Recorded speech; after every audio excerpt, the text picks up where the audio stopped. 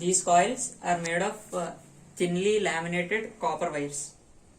As you can see, the number of turns in the auxiliary coil is lesser than the number of turns in the main coil, and also the thickness of the main coil is slightly larger than the thickness of the auxiliary coil.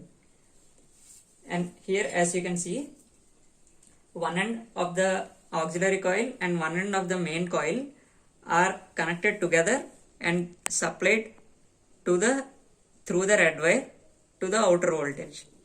Similarly, the other end of the main wire and the remaining end of the auxiliary wire are taken out differently using the yellow and the black wires. And one thing we have to know is that this entire part is the stator and this thing is the rotor. That means this part will be rotating, whereas this will be strongly held with the ceiling in a stationary position. And if you closely look at the windings are alternatively made. That means if this part of the coil is wound around in the clockwise sense, then the successively alternate thing will be wound in the anti-clockwise direction. So this ensures production of a magnetic field such that the north and south poles come alternately. For example, if this is a north pole, this would be a south pole, and so on. So it would be north, south, and so on. Similarly, the auxiliary wire will also be wound in the. Now let us remove the armature.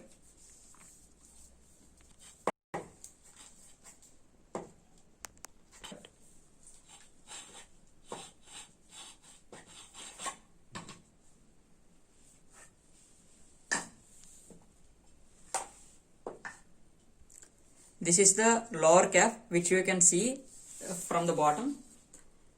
And while handling these wires, we have to be very careful because any small rupture can result in short circuiting.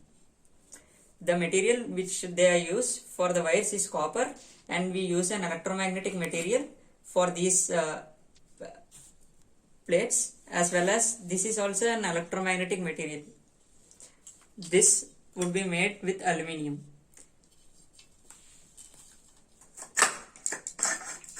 This is the rotor, which is tightly attached to this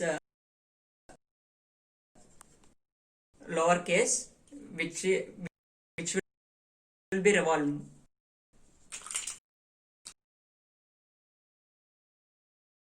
Use copper, use an electric.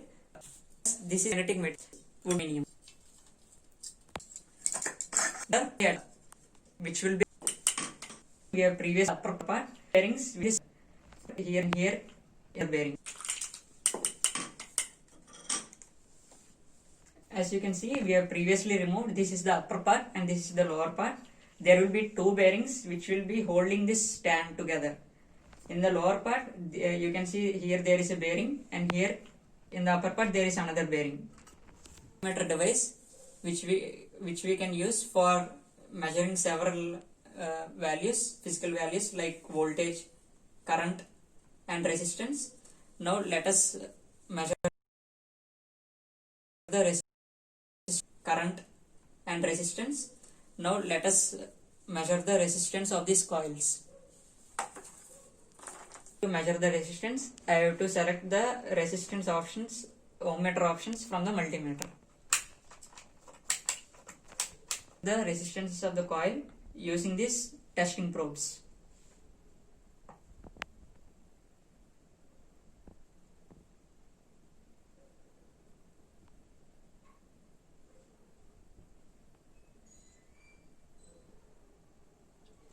As you can see, the value is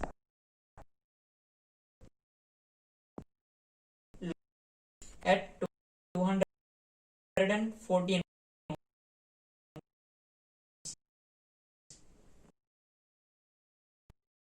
So the resistance of one of the coils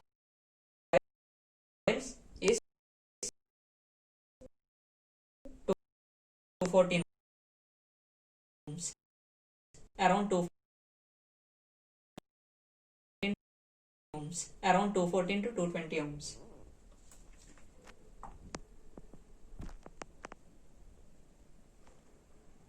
and when we look at the another coil, it is showing around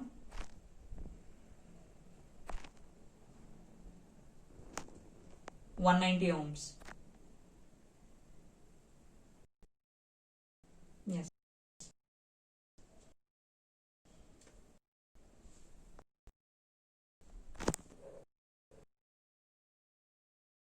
Let us see if the circuit is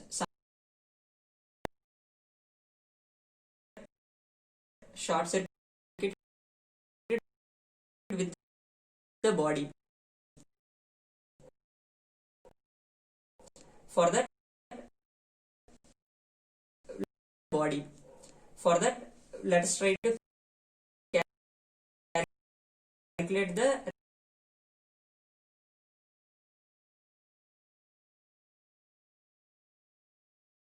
distance between a wire and the body.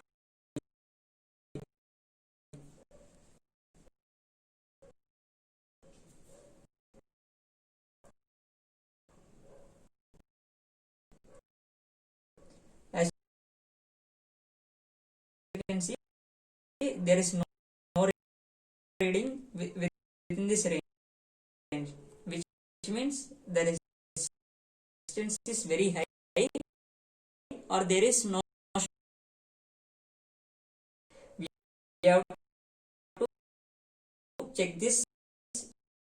check like this for all the three wires.